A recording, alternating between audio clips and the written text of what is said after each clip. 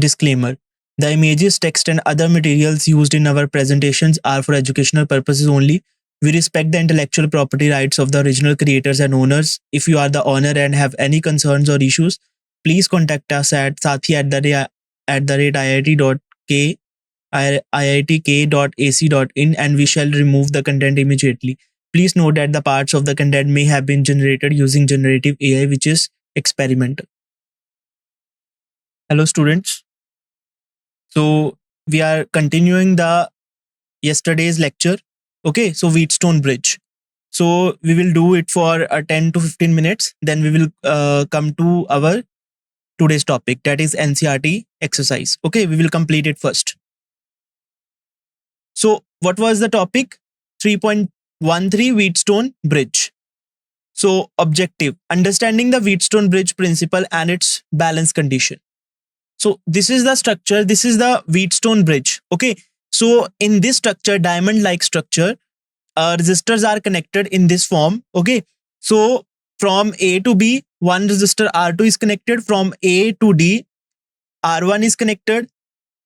In between B and D point, there is one galvanometer connected. From point B to C, an unknown resistor whose resistance is to be found is connected, and C to D standard arm is connected. Okay, we can change the resistance of this standard arm. Okay, this resistor is generally variable. We can change it, okay, according to our convenience to get the current through the galvanometer 0. Okay, so I1 is the current flowing through AD path, AD section, and I2 is the current flowing through AB path, and I4 is the current passing through BC arm, and I3 is the current flowing through DC arm. Okay, so E is the battery connected across the A and C points. So figure 3.18, the Wheatstone Bridge circuit consists of 4 resistors R1, R2, R3 and R4 connected between 4 points. What are these 4 points? A, B, C, D. A battery source connects diagonally opposite points A and C battery arm, while a galvanometer G connects point B and D galvanometer arm. Okay, so we will see, this is Wheatstone Bridge. Now we will see what is balanced condition. Okay, which is our practical application. So again, diagram, figure 3.18. Assuming the cell has no internal resistance. Okay, we are taking ideal cell which is having no internal resistance. Currents flow through all resistors and the galvanometer Ig. It is the balanced bridge condition where Ig is equal to 0. Okay, what is balanced bridge condition? The condition in which current flowing through galvanometer will be 0. No current is flowing through galvanometer means the potential at B point and D point will be same. Since potential difference across the galvanometer is 0, so there is no current flowing through the galvanometer. It is the balanced Wheatstone Bridge condition. At this state, applying Kirchhoff junction rule to point D and B gives I1 equal to I3. Okay, so now I1 is going from A to D. Since no current is flowing through galvanometer, so entire I1 current will be in the DC arm. Okay, so I1 is from A to D. Since at D point, current is not splitting because there is no current through the galvanometer. So entire I1 current will go further in the arm DC. So I1 will be equal to I3. Similarly, at B point, there is a splitting of current, but there is no current through the galvanometer. So entire I2 current in the AB arm will go further in the BC arm. Okay, so I2 will be equal to I4.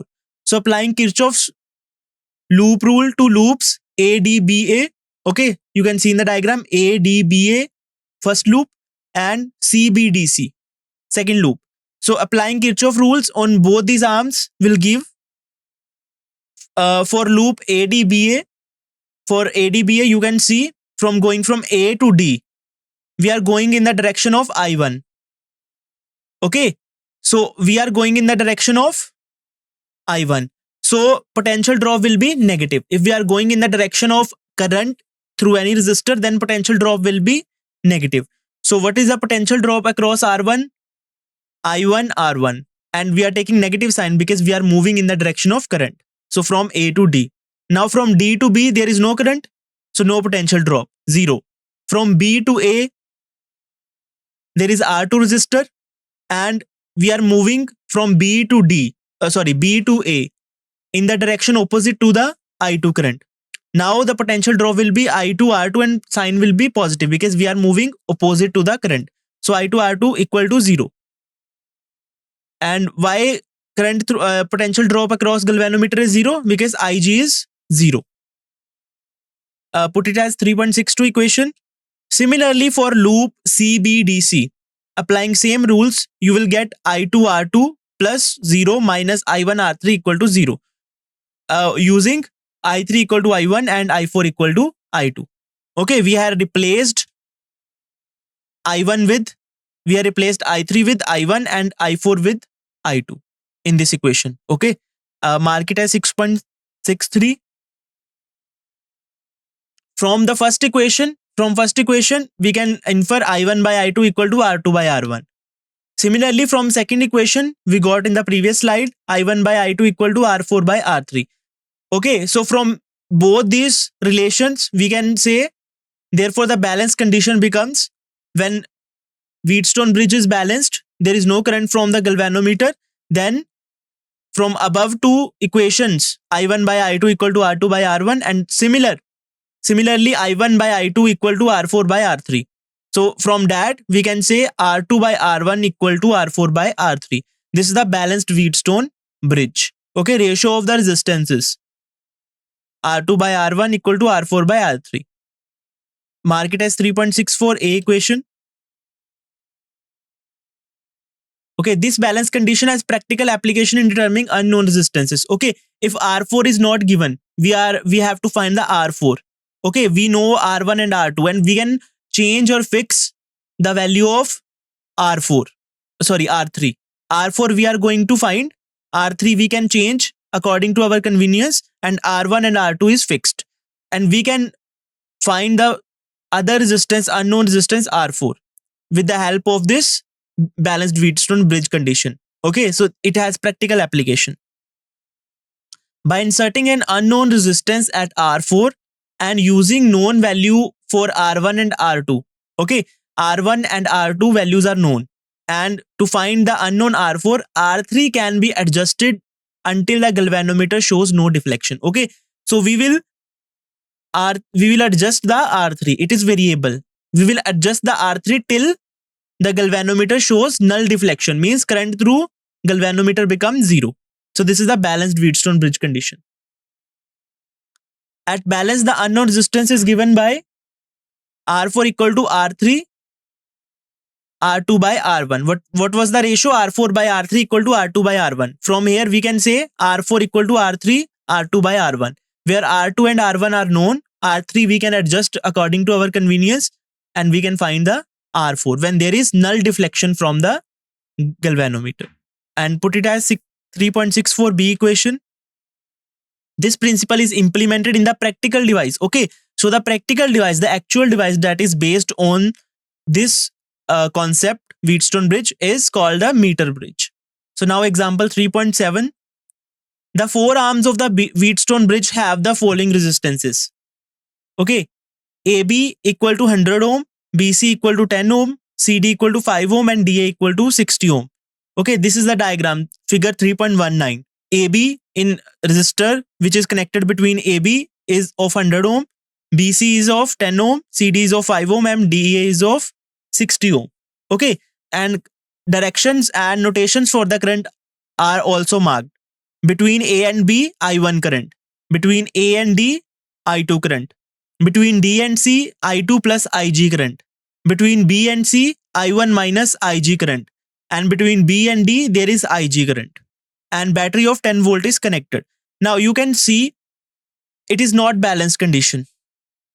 Okay, a galvanometer of 15 ohm resistance is connected across BD. Okay, resistance of galvanometer is also given 50 ohm, and it is connected across BD. Calculate the current through the galvanometer when a potential difference of 10 volt is maintained across AC. Okay, 10 volt battery is connected.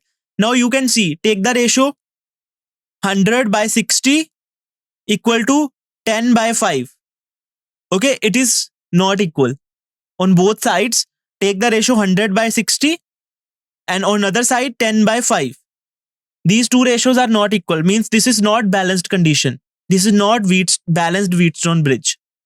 Okay, so we cannot apply here the balanced Wheatstone bridge condition. Now we will find the currents using Kirchhoff's law. Okay, considering the mesh. Mesh means loop. Okay, so also loop law is also called mesh rule. Okay, so considering the mesh BADB, we have now considering the BADB. Okay, so now we are going from BA from A to D, D to B. Okay, from going from B to A, we are going in the opposite direction of I1 from B to A.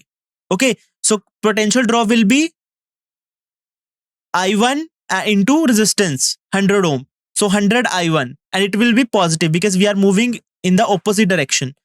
And through when we are going from A to D, we are moving in the direction of I2 current. So potential drop will be 60 I2 but in negative direction as shown in the equation below. Now from D to B, we are going in the opposite direction of IG. Okay, so resistance of galvanometer 50 ohm. So 15 IG and of negative sign. Positive sign because we are moving opposite to the current. So you can see the equation 100 I1 plus 15 IG minus 16 I2 equal to 0. Mark it as 3.65 A equation. After solving it, 20 I1 plus 3 IG after simplifying it. 3 IG minus 12 I2 equal to 0. Okay. Similarly, considering the mesh BCDB. Now in this diagram BCDB, considering this mesh and applying the same rules and concepts, you will get the equation 10 I1 minus IG minus 15 IG minus 15 I2 plus IG equal to 0. Okay. After simplifying it, 10 I1 minus 30 IG minus 5 I2 equal to 0 and it will become 2 I1 minus 6 IG minus I2 equal to 0. Mark it as 3.65 B equation.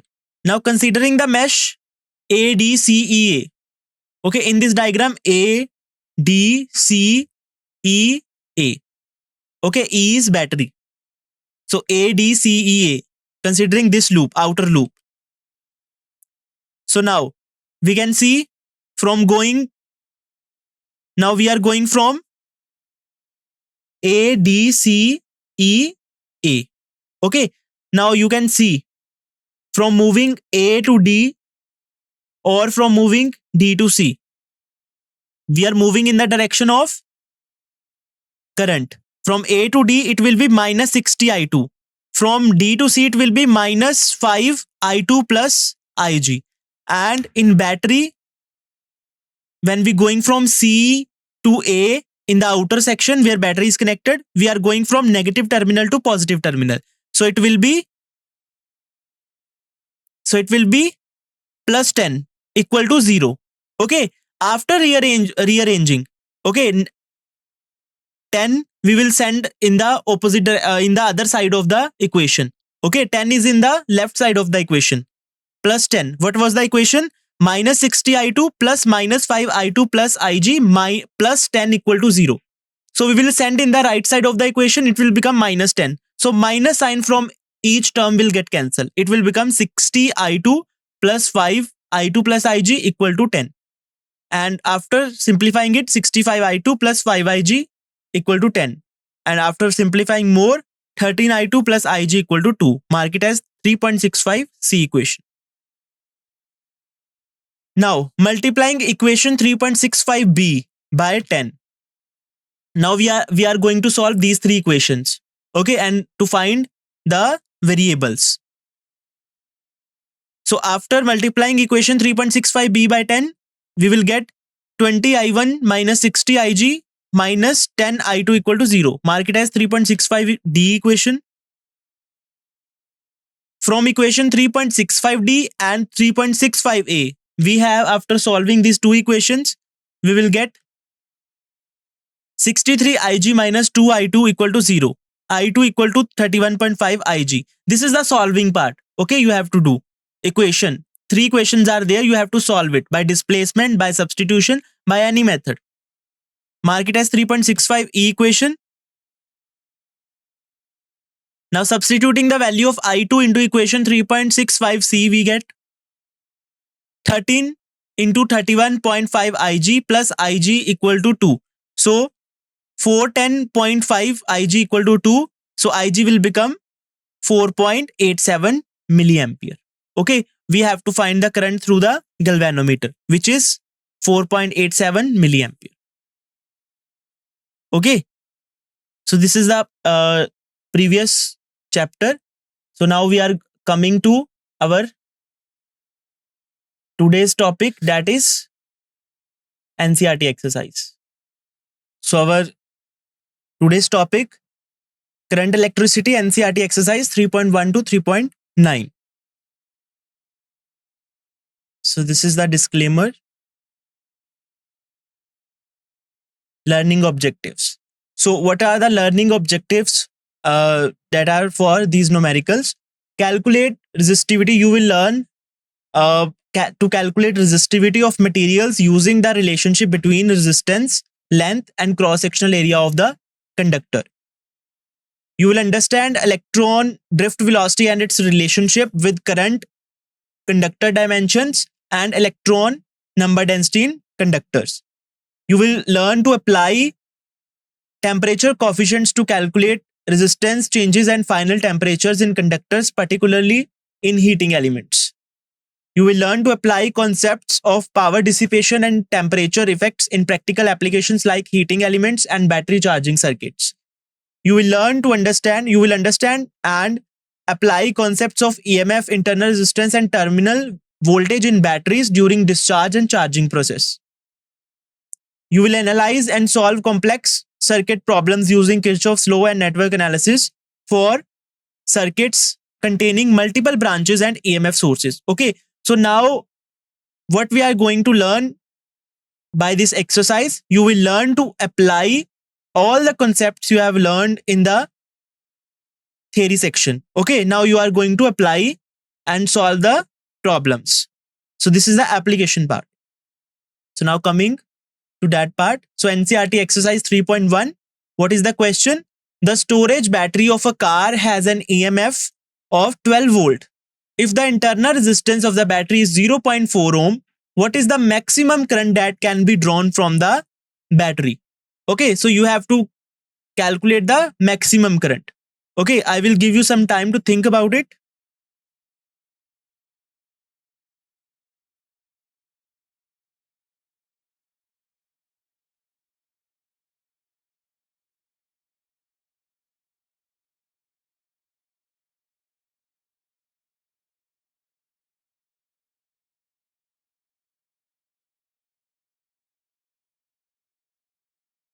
Okay, now we are going to find the maximum current. Okay, what is the maximum current? When there is no external resistance connected. Only a wire with negligible resistance is connected. Then the current through that wire will be maximum because there is no external resistor connected to reduce the value of the current in the circuit. Why we connect the external resistor in series? To reduce the value of current in the circuit, to prevent the damage of other components from maximum high current. Okay, so now we are going to find the maximum current. So what is the maximum current if resistance, external resistance becomes 0? Okay, so solution using concept 17.16. Okay, so this is the concept or the formula number from your formula book. So using concept 17.16, EMF of the battery is given E equal to 12 volt. Internal resistance of the battery is given small r equal to 0.4 ohm. Maximum current drawn from the battery will be equal to I. Now we will find the I. So according to Ohm's law, okay, there is no external resistor connected. So what will be the formula for it? E equal to IR. Okay, this is the maximum current in the circuit. So I equal to EMF of the battery upon internal resistance of the battery. And there is no external resistor. If there would be any external resistor, then the equation will be I equal to capital E upon capital R plus small r. Okay, since there is no resistor, if there is resistor also, but they are asking maximum current. Maximum current is when external resistor is 0. So maximum current will be I equal to capital E upon small r. That is internal resistance. So I equal to 12 by 0.4. E is 12, small r is 0.4. So I will be 30 ampere. The maximum current drawn from the given battery is 30 ampere. Okay, simple one. So coming to next question. A battery of EMF 10 volt and internal resistance 3 ohm is connected to a resistor. If the current in the circuit is 0.5 ampere, what is the resistance of the resistor? Okay, so you have to first find internal resistance is given, EMF is given, and current in the circuit is also given. Now you have to find the resistance of the resistor that is connected in the series externally. What is the terminal voltage of the battery when circuit is closed?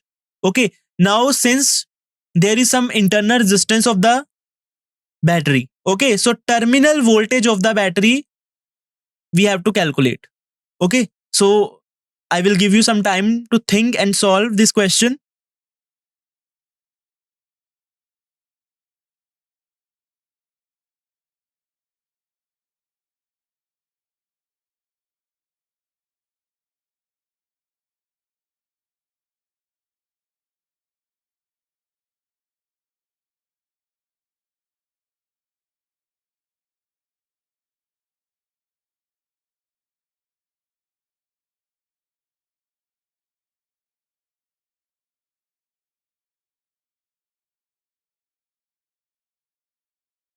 Okay, now see, using concept 17.13 and 17.16. Okay, EMF of the battery is given 10 volt. Internal resistance of the battery small r is given 3 ohm. Current in the circuit I equal to 0.5 ampere is given.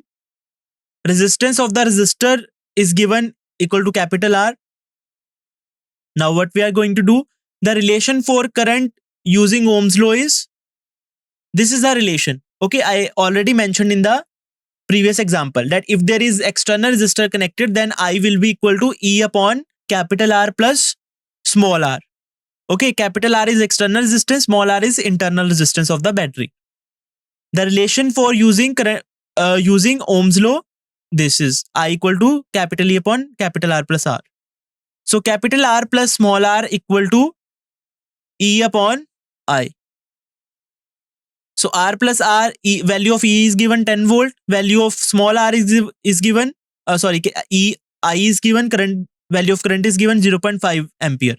So capital R plus small r will be equal to 20 ohm. So this is we have calculated. So capital R will be 20 minus small r. Okay, so 20 minus small r is also given 3 ohm. Okay, so 20 minus 3, 17 ohm. So capital R is 17 ohm. Terminal voltage of the resistor V. So terminal voltage of the resistor is, let's say, V. According to Ohm's law, V equal to IR. Okay, so what is the terminal voltage we can calculate?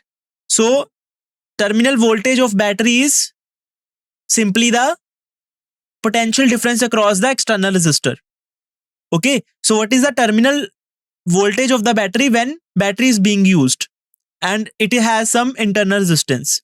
Okay, so potential difference created by the battery across the external resistor will be less than the EMF because cell is being used. Okay, when cell is being used, potential difference or terminal voltage across the battery is less than the EMF. That terminal voltage is potential difference across the other components in the circuit. So here only one component is connected, external resistors. Okay, so terminal voltage will be potential difference across the resistor. Okay, so according to Ohm's law, V equal to IR. So V equal to 0.5, which is the value of current into 17 ohm is the external resistor. So V equal to 8.5 volt. Okay. You can solve this thing with another formula also. V equal to E minus IR. Okay. You can solve by this formula also. So what will be the answer? Same. V equal to capital E, which is 10, minus IR. What is I? R is small r. What is I? 0.5. What is small r? 3 ohm. So 3 into 0.5, 1.5. So 10 minus 1.5 will give 8.5 volt also. Okay, you can find by this thing also. There are two methods. So therefore the resistance of the resistor is 17 ohm and the terminal voltage is 8.5 volt. So next question, at room temperature 27 degrees Celsius, if the resistance of the heating element is 100 ohm, what is the temperature of the element if the resistance is found to be 117 ohm? Given that the temperature coefficient of the material of resistor is 1.70 into 10 to the power minus 4 degree per degree Celsius. Okay, so room temperature 27 degrees Celsius temperature, you also know. Okay, so at this room temperature, the resistance of the heating element is 100 ohm. Okay, we know that resistance and resistivity change with temperature. If the temperature is increasing, resistance as well as resistivity will increase. So at room temperature, resistance of the heating element is 100 ohm. Now, if the temperature of the element, if the resistance is found to be 117, now at some temperature, resistance is found to be 117 ohm. It means temperature has increased, due to which resistance has been increased by 17 ohm. Okay, so now you have to find that temperature. What is the temperature where resistance is 117 ohm? Okay, temperature coefficient of material is given. So I will give you some time to solve it.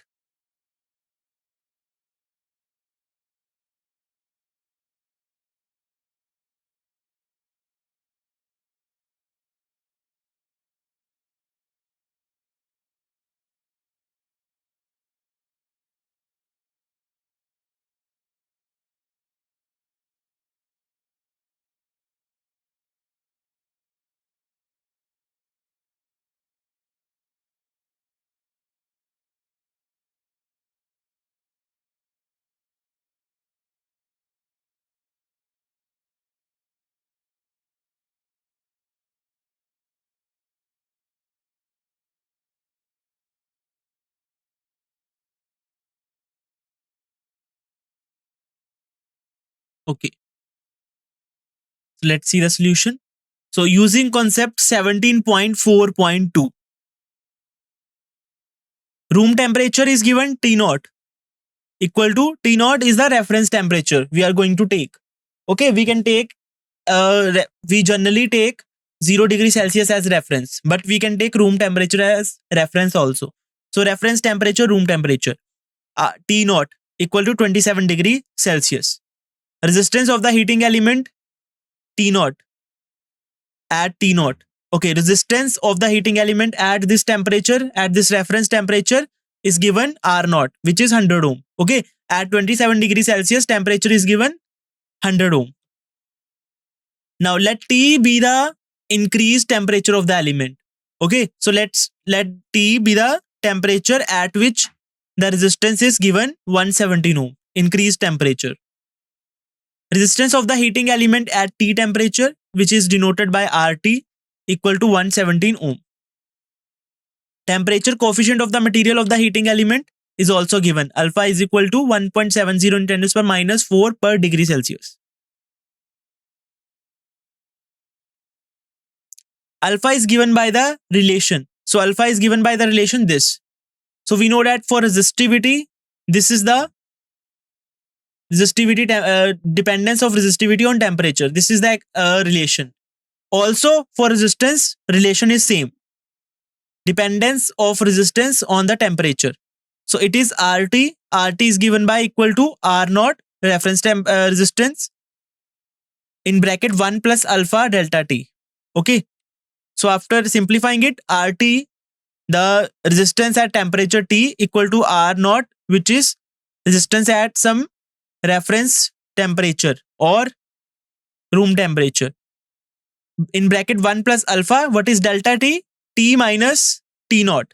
T is increased temperature minus T naught is reference temperature.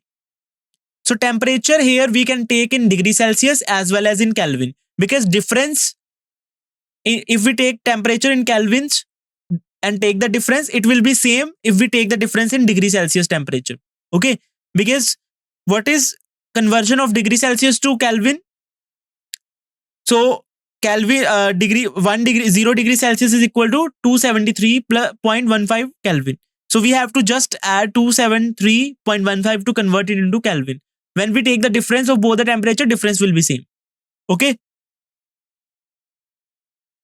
So RT is equal to, now multiply R naught in the bracket. So R naught plus alpha R naught T minus T naught. So from here we can reduce the expression for alpha, which is equal to RT minus R naught upon R naught T minus T naught.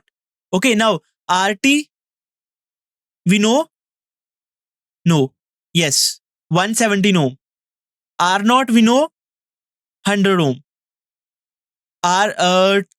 T naught also given in the question, 27 degrees Celsius. We have to find the T.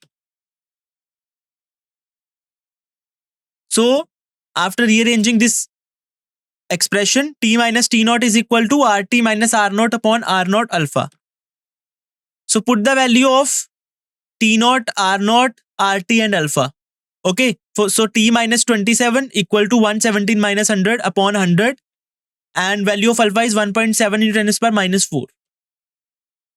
So T minus 27, after solving this, T minus 27 will come out to be 1000, and T will be equal to 1027 degree Celsius.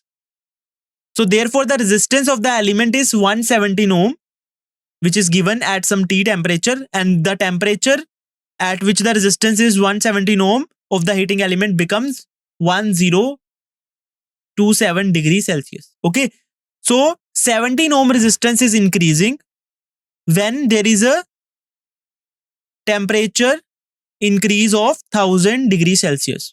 Temperature is increasing from 27 degrees Celsius to 1027 degrees Celsius. But the resistance is increasing from 100 ohm to 117 ohm. Okay. Next question. A negligibly small current is passed through a wire of length 15 meter and uniform cross section 6.0 into 10 to the power minus 7 meter square, and its resistance is measured to be 5.0 ohm. What is the resistivity of the material at the temperature of the experiment? Okay, what is given? Length given, cross-sectional area given, resistance is also given. So you have to find the resistivity of the material at this temperature. So I will give you some time to think about it.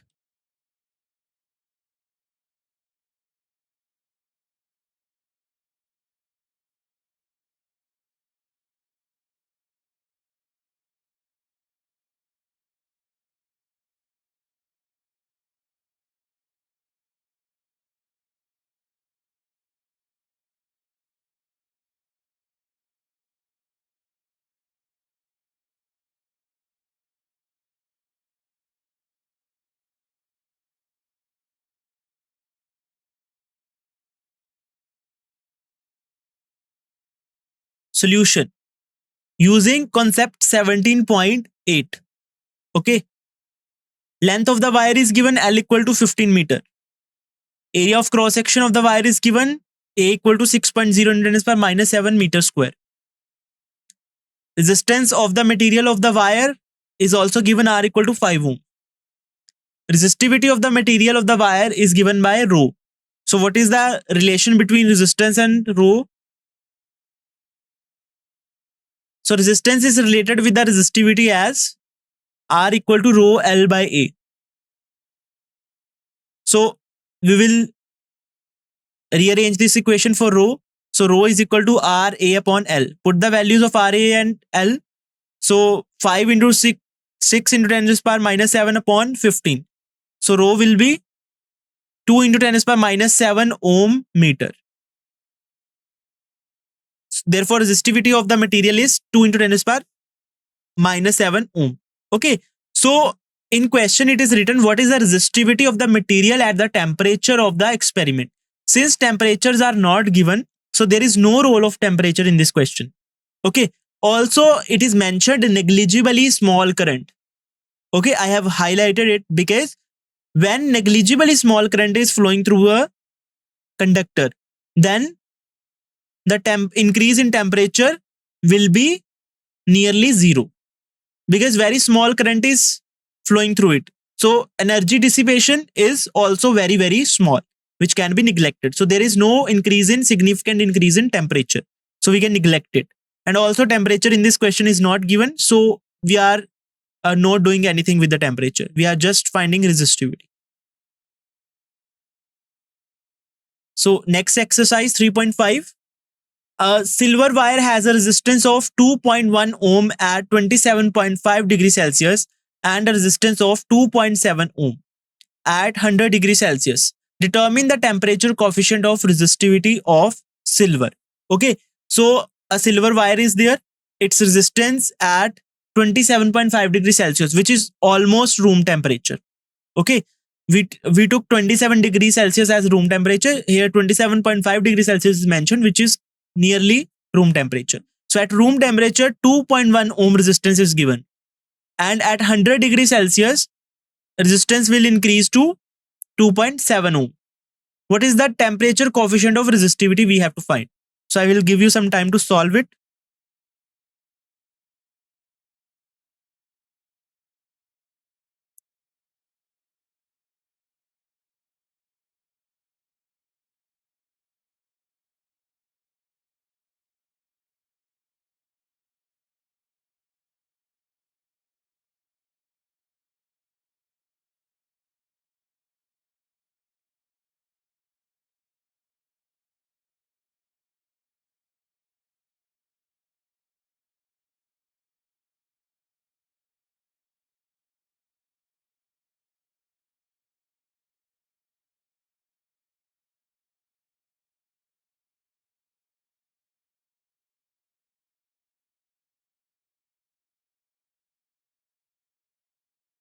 Okay, so we have already done the question similar to that.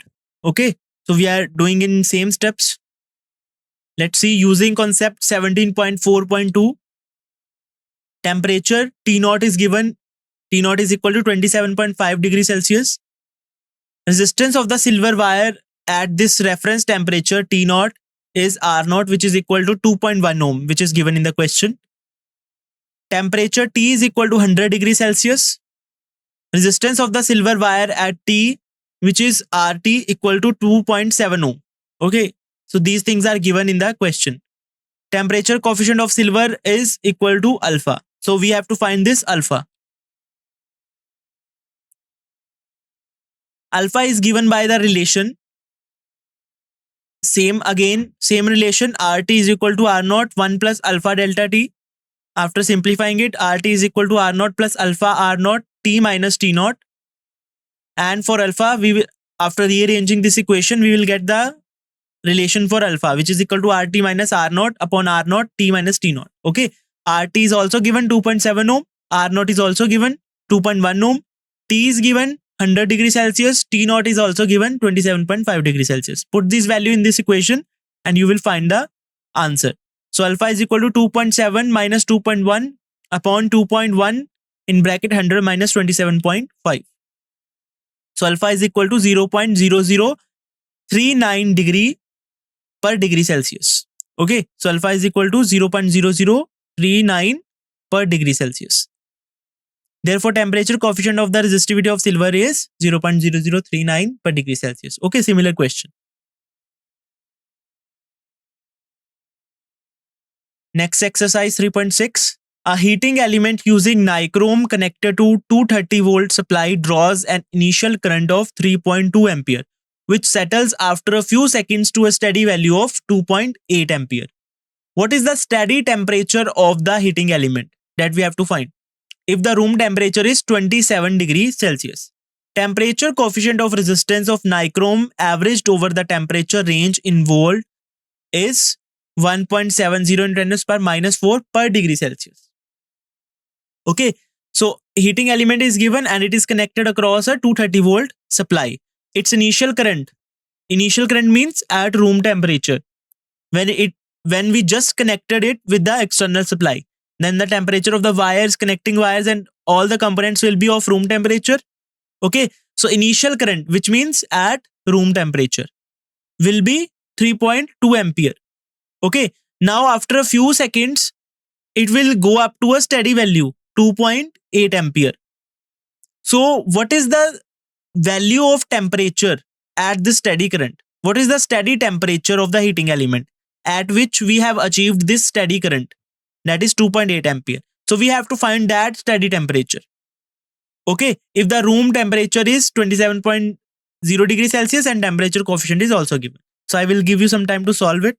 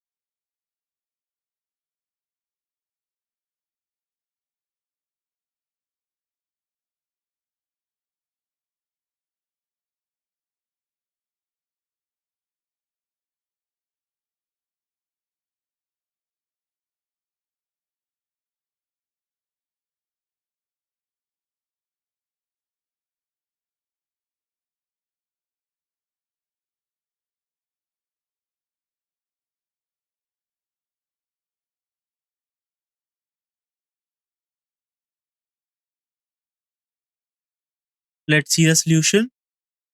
Using concept 17.4.2 and 17.16. Supply voltage is given V equal to 230 volt. Initial current drawn is also given. What is the initial current? At room temperature, I naught equal to 3.2 ampere.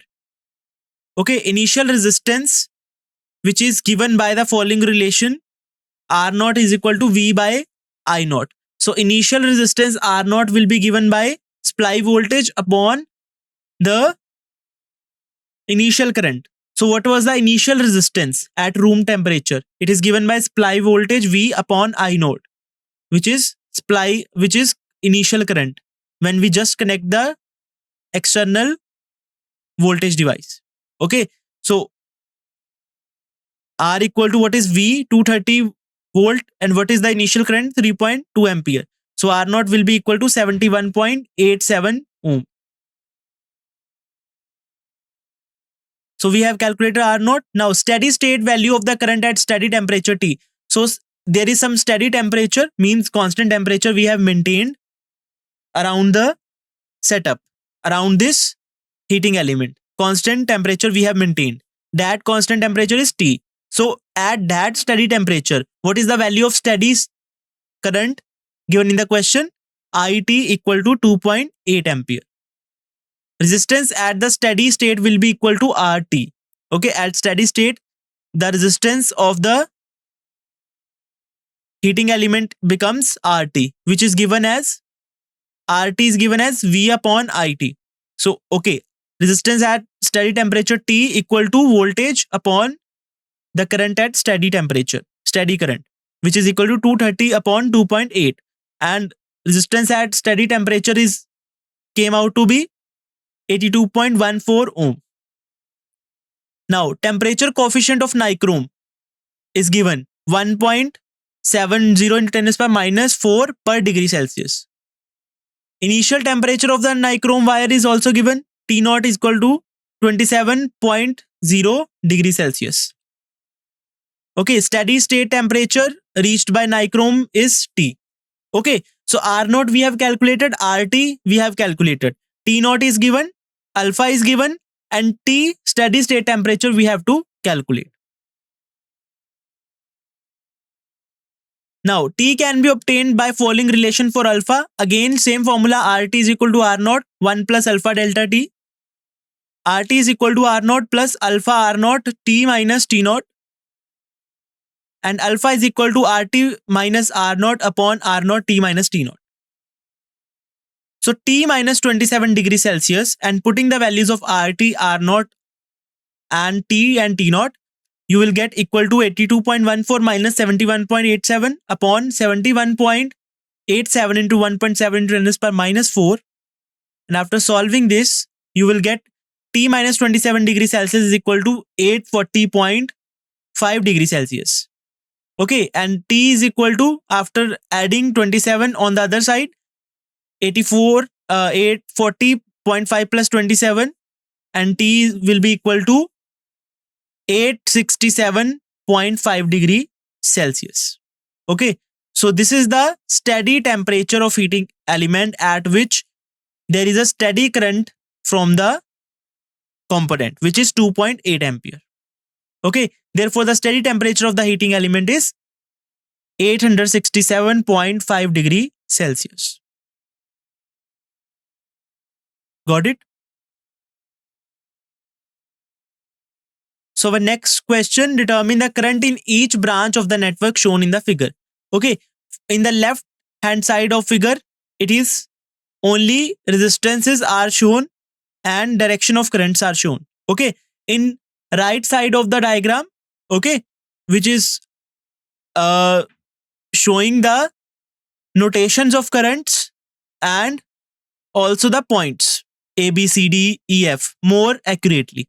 Okay, so you have to determine the current in the each branch. Firstly, you have to see it is balanced or unbalanced. If it is balanced, you can use the condition for balanced Wheatstone bridge and find the currents. If it is not balanced, then you have to use the Kirchhoff's laws.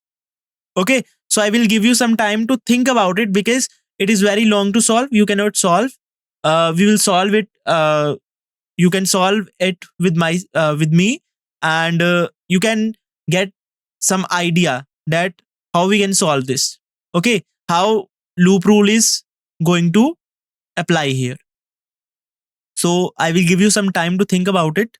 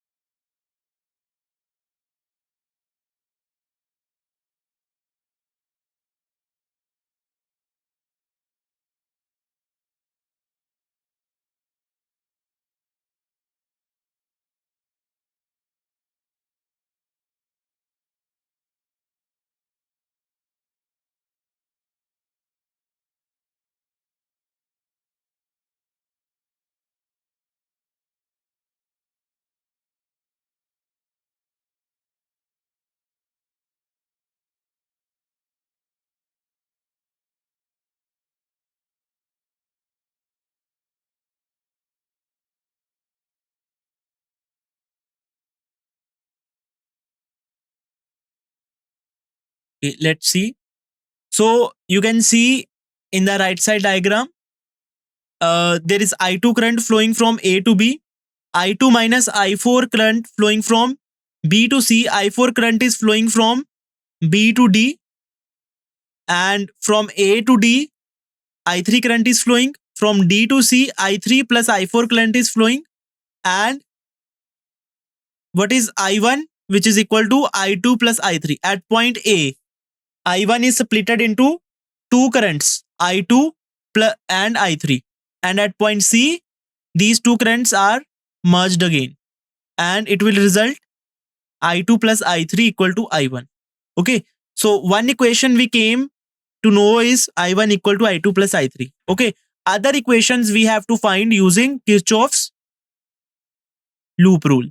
Okay, firstly we have to find, is it balanced Wheatstone bridge or unbalanced? Okay, using concept 17.6.1, 17.6.2 and 17.9. As we can see in figure 3.20, Wheatstone bridge is not balanced. Why not balanced? Because P by Q equal to R by S. What is P? P is the resistor connected between A and B. Q is the resistor connected between A and D. R is the resistor connected between B and C, and S is the resistor connected between D and C. So the condition for Wheatstone bridge, P by Q is not equal to R by S. So this is not the condition for Wheatstone bridge. So Wheatstone bridge is not balanced, which is, what is P? 10 ohm. What is Q? 5 ohm. What is R? 5 ohm. What is S? 10 ohm. So 10 by 5 is not equal to 5 by 10. So this is not Wheatstone bridge. So the current will flow through BD section also. Okay, current through BD section will not be 0 because Wheatstone bridge is not balanced. So now we will use Kirchhoff's law to find it.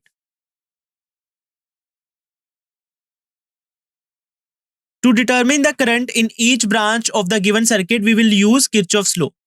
Let I1, which is I2 plus I3, we have already mentioned, be the current flowing through the outer circuit. Let I2 be the current flowing through AB branch. I3 be the current flowing through AD branch. I4 be the current flowing through BD branch. I2 minus I4 be the current flowing through branch BC. And I3 plus I4 be the current flowing through branch DC. Okay, so these are the currents. Now let us take closed circuit ADBA into consideration. Okay, I will explain one loop. Okay, for another loop, you will understand. For loop ADBA, okay, we will move in the same direction as it is written, ADBA. We will move from A to D, then D to B, B to A. We know that the potential is 0. Okay, over a closed path, potential is 0. So how this thing came? 10I2 plus 5I4 minus 5I3 equal to 0. So listen carefully. When we go from A to D, we are moving in the direction of I3 current. In section A, D, we are moving from A to D and in the direction of I3. So potential drop will be I into R. What is I here? I3. What is R here? 5 ohm. So 5 I3. But we are moving in the direction of current. So potential drop will be negative. So minus 5 I3, which is written in the equation. Okay. Now we are moving from D to B. What is the current from D to B? I4. We are moving from D to B in the opposite direction of I4. Okay. So what will the potential drop? 5 ohm into I4. 5 I4. But we are moving opposite in the opposite direction of current from D to B. So potential drop will be taken as positive. So 5 I4, you can see in the equation, is positive. Now we are moving from B to A. From moving from B to A, what is the current in BA section? I2. We are moving from B to A in the opposite direction of I2 current. Okay, what is the potential drop? 10 into I2. 10 ohm into I2. 10 I2. But we are moving in the opposite direction of current. So this 10 I2 will be taken as positive. So 10 I2 is positive. So what is the equation? 10 I2 plus 5 I4 minus 5 I3 equal to 0. Got it? So after simplifying it, 2 I2 plus I4 minus I3 equal to 0. And after rearranging, I3 will be equal to 2 I2 plus I4. Mark it as first equation. Got it? Let us take closed path. Now we will take closed path BDCB into consideration. We know that potential is 0. Okay, this is, now you will apply this loop rule. I have explained it. Okay, for path BDCB, we will go from B to D, D to C, C to B. Okay, so also in the loop, potential will be equal to 0. Potential difference will be 0. Now in this loop, what is the equation? 5 I2 minus I4 minus 10 I3 plus I4 minus 5 I4 equal to 0. 5 I2 minus 5 I4 minus 10 I3 minus 10 I4 minus 5 I4 equal to 0. Okay. So after simplifying this equation, 5 I2 minus 10 I3 minus 20 I4 equal to 0. I2 equal to 2 I3 plus 4 I4, which is equation 2. Okay. First equation, second equation. Now for another loop, we will take one more loop. Because there are 3 variables, I1, I2, I3. So 3 equations will be there. So let us take closed loop AEFCBA. AEFCBA into consideration. Also potential difference will be 0 around a closed path. So equation will be minus 10. Minus 10 is from battery. We are going from A to E to F. We are going from E to F. And we are moving from positive terminal to negative terminal of battery. So voltage of battery will be taken negative.